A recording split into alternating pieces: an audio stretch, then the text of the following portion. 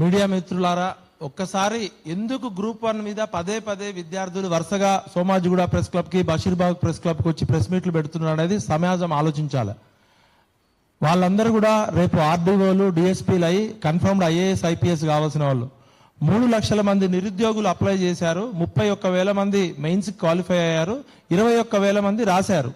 వీళ్ళందరూ కూడా రాష్ట్రంలోనే అత్యంత ఉన్నతమైన సర్వీసులకి ప్రిపేర్ అయిన మెరిట్ ఉన్న విద్యార్థులు. ఒక్కసారి వాళ్ళు మా ద్వారా సమాజం దృష్టికి తీసుకోవాల్సిన ప్రశ్నలు నేను చదివి వినిపిస్తా.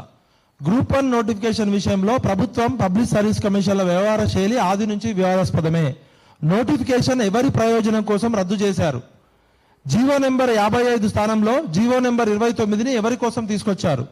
2024లో గ్రూప్ 1 నోటిఫికేషన్ వచ్చే కంటే ముందే జనవరి 5వ రోజు అభ్యర్థులంతా వెళ్లి టీజీపీఎస్సీ చైర్మన్ కలిసి మాట్లాడి గ్రూప్ 1లో తెలుగు క్వాలిఫైయింగ్ పేపర్ ఖచ్చితంగా ఉండాలి, లేదంటే తెలుగు మీడియం వారికి అన్యాయం జరుగుతుందని వినతి పత్రం ఇచ్చారు. ఎక్కడైనా కూడా యూనియన్ పబ్లిక్ సర్వీస్ కమిషన్ ఎగ్జామ్లో ఒక ఐఏఎస్, ఐపీఎస్ కావాల్సిన అభ్యర్థికి ఇంగ్లీష్లో ప్రావీణ్యత ఉండాలి, రీజనల్ లాంగ్వేజ్లో ప్రావీణ్యత ఉండాలి. ఈ మెయిన్స్ లో మిగతా పరీక్ష పేపర్లు దిద్దే ముందు కంపల్సరీ కూడా ఒక regional language qualifying paper, English qualifying paper దిద్దినాకనే వీటిలో పాస్ అయితేనే మిగతా పేపర్లు దిద్దారు.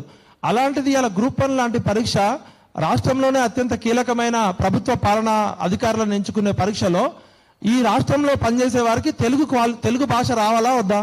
తెలుగు క్వాలిఫైయింగ్ పేపర్ ఎందుకు పెట్టలేదు? యూపీఎస్సీ ప్రమాణాలని చెప్తున్నారు కదా, యూపీఎస్సీ ప్రమాణాలను ఎందుకు పాటించలేదు? అప్లికేషన్ ఫామ్ లో do you belong to Telangana అనే ప్రశ్న ఎందుకు తొలగించారు? తెలంగాణ ఉద్యమం వచ్చిందే మా ఉద్యోగాలు మాకు కావాలని 1952లో ముచ్చర్ల సత్యనారాయణ గారు ప్రారంభించిన ముల్కీ ఉద్యమము మా ఉద్యోగాలు మాకు కావాలని మొదలైన ఉద్యమము. కేసీఆర్ ముఖ్యమంత్రి కావాలనో, రేవంత్ రెడ్డి ముఖ్యమంత్రి కావాలనో, ఎల్లయ్య, మల్లయ్య, పుల్లయ్య ముఖ్యమంత్రులు, మంత్రులు కావాలని రాలే తెలంగాణ ఉద్యమం. మా భూమిపుత్రులకి ఉద్యోగాలు కావాలి, మా ఉద్యోగాల్లో అన్యాయం జరుగుతుందని వచ్చిన ఉద్యమంలో తెలంగాణ వచ్చిన తర్వాత కూడా 11 సంవత్సరాల తర్వాత మనం 2011లో నోటిఫికేషన్ వచ్చింది. అది అప్పుడు తెలంగాణ ఉద్యమం ఉధృతంగా జరుగుతున్న సమయంలో కిరణ్ కుమార్ రెడ్డి ప్రభుత్వంలో మనమంతా ఏం చేసినాం? మా ప్రభుత్వం వచ్చినాక మేము ఉద్యోగాలు పెట్టుకుంటామని కేసీఆర్ గారు ఇచ్చిన పిలుపు మేరకు ఎవరు కూడా సీరియస్ గా ప్రిపేర్ కాలే. అదే నోటిఫికేషన్ 2016లో కంప్లీట్ చేసిర్రు, 173 పోస్టులు ఫిల్ చేసిర్రు. దానిలో కూడా దాదాపు 75 పోస్టులు అమ్ముకున్నారనే ఆరోపణలు వచ్చినాయి. 13 సంవత్సరాల తర్వాత కూడా మనం గ్రూప్ 1 పరీక్ష నిర్వహించుకోలేకపోయినామంటే ఇదేం ప్రభుత్వాలు, ఇదేం రాజ్యాంగము? ప్రిలిమ్స్ 1 లీక్ అయింది. అది బఠానీలు, పుట్లాలు అమ్ముకున్నట్టు జిరాక్స్ పేపర్లు వచ్చినాయి కేసీఆర్ ప్రభుత్వంలో, జనార్దన్ రెడ్డి సమయంలో. మరి పేపర్లు లీక్ చేసిన దొంగలు ఎవరు? వాళ్ళకి ఏం శిక్ష పడ్డది? రేవంత్ రెడ్డి గారు అప్పుడు అద్భుతంగా పోరాటం చేశారు కదా, మొత్తం కేసీఆర్, కేటీఆర్, కవిత, హరీష్ రావు పేపర్లు అమ్ముకున్నారు. అట్లా జనార్దన్ రెడ్డి పిఏ కూడా ఆయన గర్ల్ ఫ్రెండ్ కి పేపర్లు ఇచ్చిండు, గ్రూప్ 1 పేపర్లు అని అన్నారు. గ్రూప్ 1 పేపర్లు లీకేజ్ చేసిన దోషులకి ఏం కఠిన శిక్ష చేసిర్రు? జనార్దన్ రెడ్డి పిఏ ఎక్కడ ఉన్నాడు? జనార్దన్ రెడ్డి ఎక్కడ ఉన్నాడు? అదేవిధంగా ఎంతో వివాదాస్పదమైన మహేందర్ రెడ్డి మీద అనేక అవినీతి ఆరోపణలు ఉన్నాయి. అలాంటి వ్యక్తిని ఏరుకోరి కాంగ్రెస్ ప్రభుత్వం టీజీపీఎస్సీ చైర్మన్ చేసింది. అసలు మహేందర్ రెడ్డి లాంటి వివాదాస్పదమైన వ్యక్తిని టీజీపీఎస్ చైర్మన్ చేయడం అంటేనే నిరుద్యోగుల గొంతు కోయడం అని చెప్పి, నిరుద్యోగులు ఎవరు కూడా ఫస్ట్ రేవంత్ రెడ్డి గారి ప్రభుత్వం చేసిన నిరుద్యోగుల గొంతు కోయడం అంటే టీజీపీఎస్సీ చైర్మన్ గా ఒక పోలీస్ ఆఫీసర్ని తీసుకొచ్చి పెట్టడం. మానవత్వం లేకుండా నిరుద్యోగులు మాకు అన్యాయం జరుగుతుందని టీజీపీఎస్ ఆఫీస్కి వెళ్తుంటే క్రాస్ రోడ్ లో, అశోక్ నగర్ లో అర్ధరాత్రి అమ్మాయిలను ఎత్తుకపోయి లాఠీ చార్జ్ చేసిన దుర్మార్గుడు మహేందర్ రెడ్డి. ఆ రోజు అర్ధరాత్రి 12 గంటలకి పిల్లలు మాకు ఫోన్లు చేస్తే పృథ్వన్న, నేను, అశోక్ అన్న, మేమంతా మహిపాల్ యాదవ్ మేమంతా పోయి అర్ధరాత్రి నిలబడి, పృథ్వన్న అయితే తెల్లవారుజామున 6 గంటల వరకు అక్కడే ఉన్నాడు. బిడ్డ, పిల్లల మీద లాఠీ చార్జ్ చేస్తే మీ ఫామ్ హౌస్లు ఉండవు, మీ ప్రగతి భవన్లు ఉండవు, మీ ముఖ్యమంత్రి ఆఫీస్ ఉండదని వార్నింగ్ ఇచ్చారు. ఒక ప్రజాపాలన అని చెప్తున్న రేవంత్ రెడ్డి గారి ప్రభుత్వము గ్రూప్ 1 అభ్యర్థులని బర్రెలు గొర్రెలు లాగా ఈడ్చుకపోయి అమ్మాయిలను కూడా అర్ధరాత్రి పోలీస్ స్టేషన్ లో ఎందుకు పెట్టాల్సి వచ్చింది? కేసీఆర్ ప్రభుత్వం ఏమో తార్నాకటు, విద్యానగర్ పిల్లల్ని రాకుండా చేస్తే, ప్రజాపాలన అని చెప్పిన రేవంత్ రెడ్డి ప్రభుత్వము ఎందుకు లాఠీ చార్జ్ చేసిందంటే అక్కడ ట్రాన్స్పరెన్సీ లేదు, అకౌంటబిలిటీ లేదు. ఎక్కడైతే ట్రాన్స్పరెన్సీ, అకౌంటబిలిటీ ఉంటుందో అక్కడ దౌర్జన్యం చేస్తారు. జనార్దన్ రెడ్డి అట్లా చేసిండు, మహేందర్ రెడ్డి ఇట్లా ముంచిండు. ఇప్పుడు వచ్చిన కొత్త ప్రభుత్వము మేము గత వారం రోజుల నుంచి ముఖ్యమంత్రి కార్యాలయానికి, టీజీపీఎస్సీ ఆఫీస్కి అన్ని రకాల సోర్సెస్ ద్వారా ముఖ్యమంత్రి సన్నిహితులకి మేము లెటర్లు రాయడం జరిగింది. రాహుల్ గాంధీ గారికి లెటర్ రాయడం జరిగింది. మీనాక్షి నటరాజన్ గారికి లెటర్ రాయడం జరిగింది. ఈ దేశంలో ఈ రాష్ట్రంలో ఉన్న అన్ని రకాల అపెక్స్ బాడీస్కి మేము లెటర్స్ రాయడం జరిగింది. అందరూ చూస్తున్నారు కానీ ఎవరూ మాట్లాడట్లేదు. డెమోక్రసీలో డైలాగు, డిస్కషన్, డిబేట్ అని ఉంటుంది. మేము ప్రభుత్వాన్ని బదనాం చేయాలనో ప్రభుత్వాన్ని గద్దెదింపాలనో చెప్పట్లే. బాధ్యత గల పౌరులుగా, తెలంగాణ ఉద్యమకారులుగా పృథ్వన్న, నేను కంటి నిండా కన్నీళ్ళు వస్తున్నా కూడా ఆపుకొని చెప్తున్నాం. లక్షల మంది, 40 లక్షల మంది పిల్లలు ఇవాళ TGPS లో రిజిస్ట్రేషన్ చేసుకున్నారు. ఈ వ్యవస్థ మీద నమ్మకం పోతే పెన్నులు పట్టాల్సిన పిల్లలు గన్నులు పట్టాలని కోరుకుంటున్నారా? మీరు ఏం కోరుకుంటున్నారు ప్రభుత్వాలు? రేవంత్ రెడ్డి గారు, మీరు ఇమీడియట్ గా మాకు అపాయింట్మెంట్ అని ఇవ్వండి. మాకు ఇవ్వడం ఇష్టం లేకపోతే ఈ గ్రూప్ 1 పిల్లలకి అపాయింట్మెంట్ ఇవ్వండి. TGPSC చైర్మన్ గారు ఎందుకు అపాయింట్మెంట్ ఇయ్యరు? TGPSC పిల్లలు ఫోన్ చేస్తే ఒక కాన్స్టిట్యూషనల్ బాడీ ఉన్న TGPSC చైర్మన్ కే ఫోన్ చేస్తారా? మీ మీద కేసులు పెడతామని బెదిరిస్తున్నారట. నాకు స్వయంగా ఒక 3 పిల్లలు వచ్చి చెప్పారు.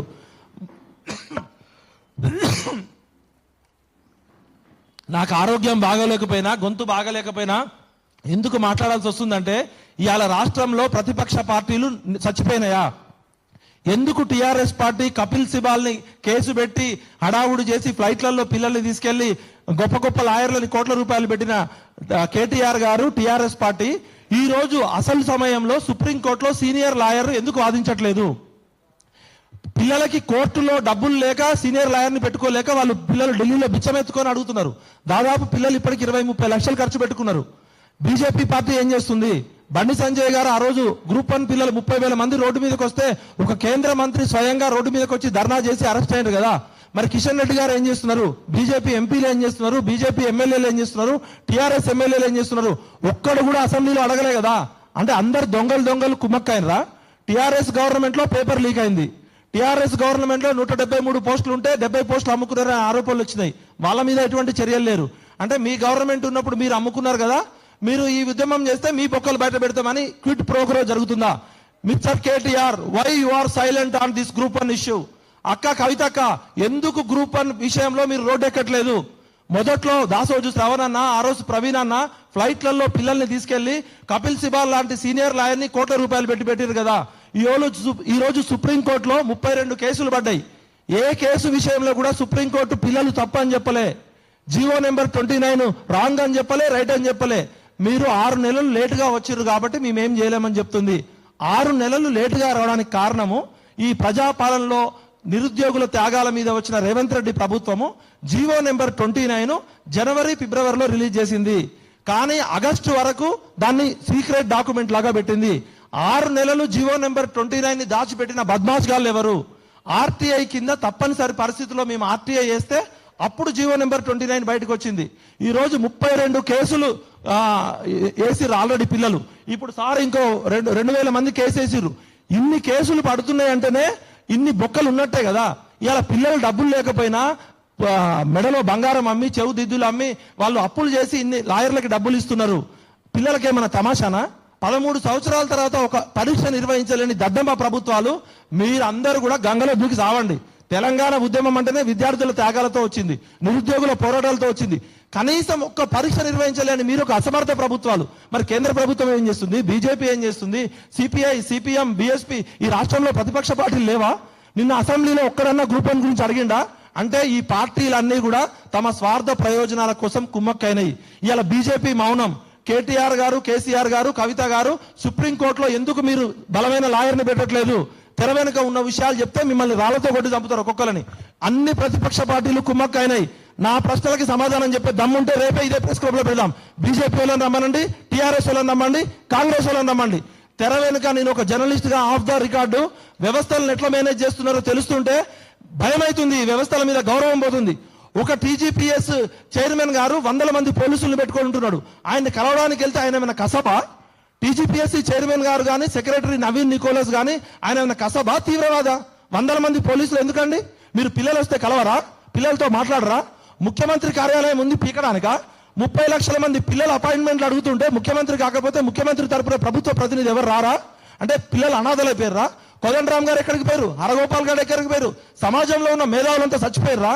వీళ్ళు దాదాపు 6 నెలల నుంచి పిల్లలు పాపం పైసలు లేకుంటే SC ST BC పిల్లలు ఇలా ఢిల్లీ వీధుల్లో లాయర్ల కాళ్ళు పట్టుకుంటున్నారు. 20 లక్షలు ఖర్చు పెట్టారు. అన్ని పార్టీలు కుమ్మక్కైనాయి. విద్యార్థులారా, మీ త్యాగాలతోటి, నిరుద్యోగులారా, మీ ప్రాణ త్యాగాలతోటి వచ్చిన తెలంగాణలో అన్ని రాజకీయ పార్టీలు కలిసి మీ జీవితాలను ఆగం చేస్తున్నాయి. ఇవాళ పృథ్వన్నకి, నాకు, అశోక్కి, రఘుకి మాకు ఎందుకు ఇంత పోరాటం? ఇవాళ మీడియా, ఒక సోషల్ మీడియా ఒక రఘు ఒక్కడే 100 స్టోరీలు వేయాలా? సోషల్ మీడియా లేకపోతే మీడియా లేదా? ఇవాళ మెయిన్ స్ట్రీమ్ మీడియా మొత్తం కూడా మేము వార్నింగ్ ఇస్తున్నాం. మెయిన్ స్ట్రీమ్ మీడియా మా విద్యార్థులు, నిరుద్యోగులు, మా తెలంగాణ ప్రజల సమస్య బాధ్యతే. మీ పత్రికలు తగలబెడతాం, మీ ఆఫీసులు కూడా తగలబెడతాం. బిడ్డలారా ఏమనుకుంటున్నారు? ఇలా 40 లక్షల మంది పిల్లలు కొట్లాడుతుంటే ఒక్క మెయిన్ స్ట్రీమ్ మీడియా కూడా కొంతమంది సపోర్ట్ చేస్తున్న వాళ్ళకి జై. ఎందుకు మీరు ఈ TV9 కానీ ఈ ప్రధాన పత్రికలు ఏవైతే అన్ని ఉన్నాయో, మాకు మీడియా మీద కోపం లేదు. మీడియా పేరుతో కొంతమంది 40 లక్షల మంది వాయిస్ చేస్తున్నారు. ఇవాళ సోషల్ మీడియాలో రఘువో, మైపాల్ యాదవో, మల్లన్ననో, శ్రావ్యానో, కాలోజీ టీవీ సీను ఇట్లా ఒక 10-20 ఛానల్ లేకపోతే మా పరిస్థితి ఏంది? సోషల్ మీడియా వారియర్స్ కి హ్యాట్స్ ఆఫ్, గట్టిగా చప్పట్లు కొట్టండి. ఇవాళ వాళ్ళు లేకపోతే మన నిజాలు బయటకు రావు. ప్రతిపక్ష పార్టీలన్నిటికీ డైరెక్ట్ వార్నింగ్ ఇస్తున్నాం. తెలంగాణ భూమిపుత్రులుగా, తెలంగాణ మట్టి సాక్షిగా చెప్తున్నాం, మీరందరూ కుమ్మక్కయ్యారు. కుమ్మక్కు కాలేదంటే రేపు పొద్దున్న ఇక్కడికి వచ్చి మా సమాధానాలకు ఆన్సర్ చెప్పండి. బండి సంజయ్ గారు కేంద్ర మంత్రిగా ఉండి ధర్నా చేసిన తర్వాత కిషన్ రెడ్డి గారు ఏం చేస్తున్నారు? 8 మంది ఎంపీలు ఏం చేస్తున్నారు? పార్లమెంట్ లో ఎందుకు మాట్లాడలే? అసెంబ్లీలో ఎందుకు మాట్లాడలే? ఖచ్చితంగా నేను ఒక తెలంగాణ విటల్గా, జర్నలిస్ట్ గా పూర్తి ఆధారాలతో మాట్లాడుతున్నా. మీరందరూ రేపు ఇమీడియట్ గా సుప్రీంకోర్టులో ఎంత పెద్ద లాయర్లను పెడతాడో పెట్టండి. దయచేసి మీకు మొక్కుతున్నా, మా దగ్గర లక్షల కోట్ల రూపాయలు లేవు. మేము ఇప్పటికే ప్రాణాలకు తెగించి జీవితం అంతా మీకోసం కొట్లాడినాం. నిరుద్యోగుల పైసలు లేవు. ఒక్కొక్క లాయర్ 20 లక్షలు 30 లక్షలు అడుగుతున్నాడు. ఇప్పటికి వాళ్ళు ఎంత ఖర్చు పెడుతున్నారు? ఒక లాయర్ వేయాలంటే లక్షల రూపాయలు అవుతున్నాయి. ఇవాళ హైకోర్టులో 32 కేసులు. ఏ లాయరు, ఏ జడ్జి కూడా మీది తప్పు అని చెప్పలే. నిరుద్యోగుల్ని లేటుగా వచ్చిరని చెప్తున్నారు. ఒక సుప్రీంకోర్టు జడ్జి ఏమని చెప్తారంటే, ఈ 563 పోస్టుల కోసం ఇంత కంగారు ఎందుకు పడతారు? నెక్స్ట్ ఎగ్జామ్ వస్తుంది కదా, నెక్స్ట్ నోటిఫికేషన్ కి ప్రిపేర్ కాండి, ఆల్ ది బెస్ట్ అంటాడు. ఇవాళ ఒకే పరీక్షకి 2 హాల్ టికెట్లు ఎందుకు ఉన్నాయి? వెబ్ నోట్ ఎందుకు పెట్టారు? ఎందుకు తీసేసారు? మెయిన్స్ OMR షీట్ మీద అభ్యర్థి పేరు, అభ్యర్థి కులము, అభ్యర్థి డేట్ ఆఫ్ బర్త్, అభ్యర్థి పెళ్లి చూపులా? మీరు యూపీఏ బాబు డిస్టర్బ్ చేయకండి. TGPSC, UPSCలో UPSC హాల్ టికెట్ ఎట్లుంటది? UPSC OMR షీట్ ఎట్లుంటది? UPSC ప్రమాణాలు పాటించాలి కదా. అంటే 21,000 మందిలో మీకు కావాల్సిన 563 మందిని సెలెక్ట్ చేసుకోవడానికి హాల్ టికెట్ అంటేనే code, decode. Hall ticket కి బార్ కోడ్ ఉంటది, QR కోడ్ ఉంటది. అసలు హాల్ టికెట్ మీద పేరెందుకు, కులం ఎందుకు, వయసు ఎందుకు, మేలు ఫీమేల్ ఎందుకు, మీ ఊరెందుకు? హాల్ టికెట్ మీద అంటే ఓకే అనుకుందాం, OMR షీట్ మీద ఎందుకు అంటే ఇక్కడనే కుట్ర జరిగింది. UPSC స్టాండర్డ్స్ మీరు ఎక్కడా పాటించలేదు. అన్న డిస్టర్బ్ చేయకండి ప్లీజ్. అన్న బ్రదర్, ఇక్కడ మేము స్పష్టమైన ఆరోపణలు చేస్తున్నాం. MLC ఎలక్షన్స్ నోటిఫికేషన్ రాకముందే మీరు గ్రూప్ 1 పేపర్లు దిద్ది మీరు ఎన్నికల్లో ప్రయోజనాలు పొందాలని చూసారు.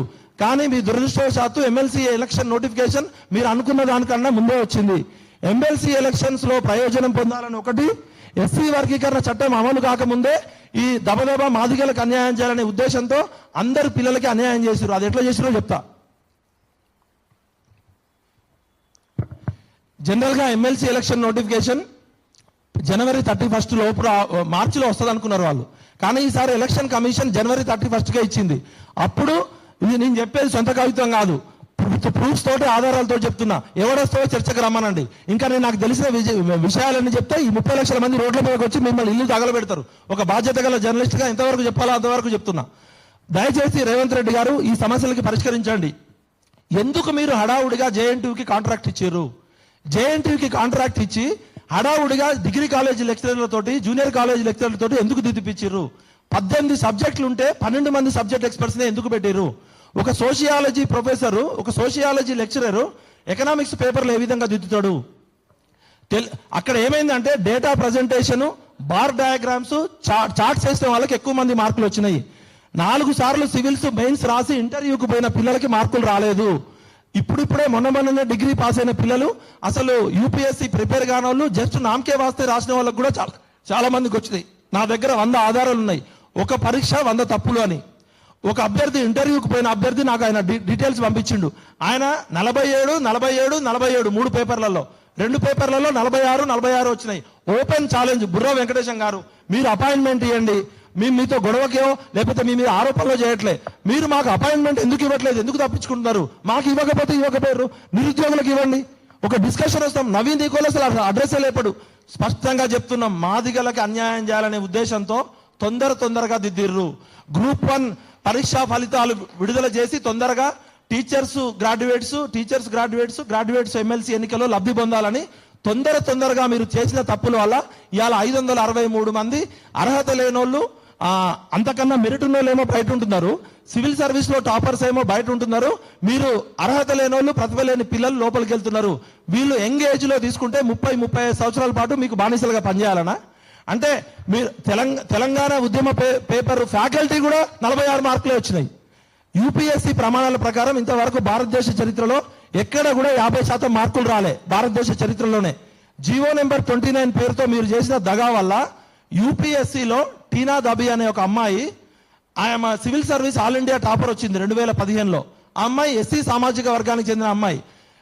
ఆ అమ్మాయికి ప్రిలిమ్స్ లో 68.50 వచ్చింది, 68.25 వచ్చింది. ఆ ఇయర్ ఎస్సీలో కట్ ఆఫ్ 68.50, అంటే 0.25 మార్క్స్ ఎక్కువ రావడం వల్ల ఆ అమ్మాయి ప్రిలిమ్స్ లో గేట్ 1 నుంచి గేట్ 2కి వచ్చింది మెయిన్స్ కి. ఆ అమ్మాయి ఆల్ ఇండియా టాపర్ అయింది, అలా మధ్యప్రదేశ్ క్యాడర్ లో పనిచేస్తుంది. ఇక్కడ మీరు జీవో నెంబర్ 29 తీసుకురావడం వల్ల గేట్ 1లోనే ఎస్సీ ఎస్టీ బీసీలను ఆపేసిర్రు. దానివల్ల లక్షలాది మంది పిల్లలు ఎస్సీ ఎస్టీ పిల్లలకి అన్యాయం జరిగింది. రాజ్యాంగాన్ని విస్మరిస్తున్నారు, రూల్ ఆఫ్ రిజర్వేషన్ విస్మరిస్తున్నారు. ఎక్కడ కూడా ట్రాన్స్పరెన్సీ లేదు, అకౌంటబిలిటీ లేదు. మీరు వెబ్ నోట్లు ఎందుకు పెడుతున్నారు, ఎందుకు తీసేస్తున్నారు? మీరు జిఎల్ఆర్ ఎందుకు ప్రకటించలే? ఇప్పుడు 21,000 మంది ర్యాంక్ రాసిరు కదా, ఈ 563 మంది మార్కుల లిస్ట్ బయట పెట్టాలి కదా. ఎక్కడన్నా ఇంతవరకు భారతదేశ చరిత్రలో ఏ పబ్లిక్ సర్వీస్ కమిషన్ అన్నా రీకౌంటింగ్ అనే పదం వాడిందా? రీకౌంటింగ్ కి ఎక్కడన్నా చేస్తారా? రీకౌంటింగ్ చేసినప్పుడు మరి రీవాల్యుయేషన్ ఎందుకు చేయరు? సార్, బుర్రా వెంకటేశం గారు, సీఎం గారు, నేను ఈ సమస్య పరిష్కరించడానికి మీకు సపోర్ట్ చేయడానికి రెడీగా ఉన్నా. మాకు నిరుద్యోగులు రోడ్డు మీద తీసుకొచ్చి ఓట్ల కోసం మేము రాజకీయ నాయకులం కాదు. విద్యార్థుల బాధలు చూడలేక మాకు ఇక్కడ ఉన్న అందరం, ఎందుకంటే మేము ఒక సివిల్ సొసైటీలో ఈ సమస్య పరిష్కరించడానికి ఒక ఫెసిలిటేటర్ గా మేము రోల్ అడుగుతున్నాం. ముఖ్యమంత్రి కార్యాలయానికి నేను 10 సార్లు లెటర్ రాసిన, ముఖ్యమంత్రి సన్నిహితులకు రాసిన, ఉలుకు లేదు పలుకు లేదు.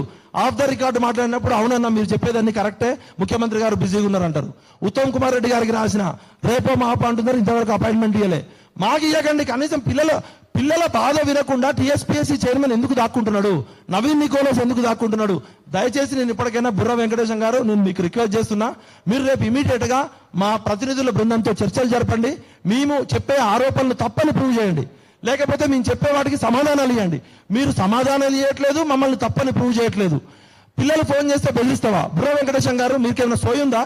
మీరు ఒక ఐఏఎస్ ఆఫీసర్ కదా, మీరంటే మాకు గౌరవం కదా, మీరు కూడా మా బడుగు బలహీన వర్గాల నుంచి వచ్చారు కదా, మీరు ఆల్ ఇండియా టాపర్ 24 ర్యాంక్ వచ్చిన వాళ్ళు కదా, పిల్లలు ఫోన్ చేస్తే కేసులు పెడతాను బెదిరిస్తారా? ఇది ఎంతవరకు న్యాయం బుర్రా వెంకటేశం గారు? దయచేసి నేను ఇప్పటికైనా చెప్తున్నా, ఒక పరీక్ష 100 తప్పులు. ఇగో ఇది నేను రాసిన సొంత కాగితం కాదు, నా దగ్గర 2 PhDలకు సరిపడిన డాక్యుమెంట్స్ ఉన్నాయి. ఈ డాక్యుమెంట్స్ అన్ని మీకు ఇస్తా. రఘు గారు, మీరు రేపు ఒకసారి బుర్రా వెంకటేశం గారు అపాయింట్మెంట్ తీసుకోండి. మేము అరగోపాల్ సార్నో, కోదండరామ్ సార్నో, గంటా చక్రపాణి సార్నో అందరిని అడుగుతున్నాం, ఎవరు రావట్లే. గంటా చక్రపాణి ఎందుకు మాట్లాడాడు? గంట మూగపోయిందా? కోదండరామ్ సార్ ఎందుకు మాట్లాడాడు? ఆయనకి ఎమ్మెల్సీ పదవి రాగానే ఆగిపోతాడా? అరగోపాల్ సార్ వయసు పెద్దోడు కదా, కనీసం మీరు ఫోన్ చేసి చెప్పొచ్చు కదా. సమాజంలో మేధావులంతా చచ్చిపోయారా? ఎంతకాలం పిల్లలు రోడ్డు మీదకి రావాలి? అంటే రోడ్డు మీదకి వచ్చి లాఠీ చార్జ్ చేసి కాల్పులు జరిగేదాకా మీరు ఉంటారు. అసెంబ్లీలో ఒక్క ఎమ్మెల్యే కూడా ఎందుకు మాట్లాడలేదు? మీరు ప్రజాప్రతినిధులా, లేకపోతే తిహార్ జైల్లో ఉండాల్సిన వాళ్ళు అసెంబ్లీలో ఉన్నారా? నేను బాధతో, బాధ్యతతో, కన్నీటితో చెప్తున్నా, ఇప్పటికైనా ఈ సమస్య పరిష్కరించండి. మాకు తెలిసిన వాస్తవాలు మేము టీఎస్పీఎస్సీకి, ముఖ్యమంత్రి గారి దృష్టికి తీసుకురావడానికి పృథ్వన్న, మేమంతా రెడీగా ఉన్నాం. దయచేసి ముఖ్యమంత్రి గారు మీ కాళ్ళు పట్టుకొని అడుగుతున్నా, ఈ సమస్య పరిష్కరించకపోతే కాళ్ళు తీసేస్తాం బిడ్డ. ఎందుకంటే 40 లక్షల మంది పిల్లలు ఏడుస్తున్నారు సార్. ఒక ముఖ్యమంత్రిగా మీరు వచ్చారు కదా, మీకు బాధ్యత లేదా? ఏం మనిషి కాదా నువ్వు? 14 నెలల్లో 14 సెకండ్ల టైం కూడా ఇవ్వలే ముఖ్యమంత్రి నువ్వు. 14 నెలల్లో 14 సెకండ్లు కూడా నిరుద్యోగులకు టైం ఇవ్వలే. మాట్లాడితే ప్రజాపాలన అంటావు, నిరుద్యోగులు అంటావు. బిడ్డ గుర్తుపెట్టుకోండి, ఇది మరో సివిల్ వార్ కాకముందే, మరో 40 లక్షల మంది పిల్లలు రాకముందే ఈ సమస్య పరిష్కరించండి. లేకపోతే తెలంగాణకి ఉద్యమాలు కొత్త కాదు. ప్రాంతం వాడు మోసం చేస్తే ప్రాంతంలోనే పాతర పెడతాం, ప్రాంతేతరుడు మోసం చేస్తే ప్రాంతం నుంచి తరిమి కొడతాం. దయచేసి మా నిరుద్యోగుల బాధను అర్థం చేసుకోండి, మా విద్యార్థులకు అన్నిటిని అర్థం చేసుకోండి. ఓ మేధావులారా, ఓ కవులారా, రచయితలారా, ఓ రాజకీయ నాయకులారా, ఈ సమస్యల్ని పరిష్కరించండి. 40 లక్షల మంది పిల్లలు రోడ్డు మీదకి వస్తే ఏ ఆర్మీ ఆపుతుంది? ఏ మిలిటరీ ఆపుతుంది? కాబట్టి ఈ సమస్యను పరిష్కరించండి. ముఖ్యంగా రఘు ఆధ్వర్యంలో, మైపాల్ ఆధ్వర్యంలో, సోషల్ మీడియా రేపు పొద్దున్నే మీరు ఒక కమిటీ వేసుకోండి. మేము మా వంతుగా మాకున్న డాక్యుమెంట్స్ అందిస్తాం. రఘు గారు మీరు బాధ్యత తీసుకోండి. ఖచ్చితంగా టీఎస్పీఎస్సీ చైర్మన్ దగ్గరికి వెళ్దాం. ముఖ్యమంత్రి గారి దగ్గర కూడా వెళ్దాం. దయచేసి పొరపాటు ఏమన్నా మీడియా మీద నాకు ఎటువంటి కోపం లేదు. ఎవరైతే ఈ వార్తలు రాయని మీడియా ఉందో వాటిని మాత్రం మేము ఎండగడతాం. మాకు ఎవరి మీద వ్యక్తిగత ఉద్దేశం లేదు. ఈ సమస్య పరిష్కరించడానికి మేము 6 నెలల నుంచి మాకు శక్తి సరిపోవట్లే. మేము ఎంత చేయాలో అంత చేస్తున్నాం. రేపు పృథ్వీన్న కనుక ఒక కాల్ ఇస్తే లక్షల మంది రోడ్డు మీదకి వస్తారు. అప్పుడు ఎవరు బాధ్యత వహించాలి? సమాజంలో మేధావులు లేరా? నేను ఇప్పటికైనా చెప్తున్నా, ఈ సమస్య పరిష్కరించడానికి మేము అన్ని రకాలుగా సహకరిస్తాం. ఇంకా 100ల కొద్ది నా దగ్గర డాక్యుమెంట్స్ ఉన్నాయి, 100ల కొద్ది ప్రశ్నలు ఉన్నాయి. అన్ని గుర్తు రావట్లేదు సడన్ గా. రాహుల్ గాంధీ గారికి కూడా లెటర్ రాసిన, నేను సోనియా గాంధీ గారికి రాసిన, ప్రియాంక గాంధీ గారికి రాసినాం, మీనాక్షి నటరాజన్కి రాసినాం. విత్ డాక్యుమెంట్స్ ప్రూఫ్స్ తోటి సైంటిఫిక్ అనాలిసిస్ ఇచ్చినాం. ఇవేవి మేము చెప్పేవి కాదు, విఠల్ చెప్పే సొంత కవితమో పృథ్వన్న చెప్పేది కాదు. 100ల కొద్ది పిల్లలు మా ఇంటి ముందుకు వస్తున్నారు. మాకు సరిపోవట్లేదు సమయం. వాళ్ళ పిల్లల కోర్టుల్లో మా దగ్గర డబ్బులు లేవు లక్షల రూపాయలు ఇవ్వడానికి. ఇలా ఢిల్లీలో ధర్నా చేస్తున్నారు. పిల్లలకి తినడానికి తిండి కూడా లేదు. వాళ్ళు ఢిల్లీ వీధులలో అడుక్కుంటున్నారు, లాయర్ల కాళ్ళు పట్టుకుంటున్నారు. దయచేసి ప్రతిపక్ష పార్టీలు, ప్రజాస్వామ్యంలో మేధావులు ఈ సమస్యని పరిష్కరించకండి. లేకపోతే ఒక్కొక్కరిని తెలంగాణలో సజీవ దహనం చేస్తాం బిడ్డలారా, గుర్తుపెట్టుకోండి.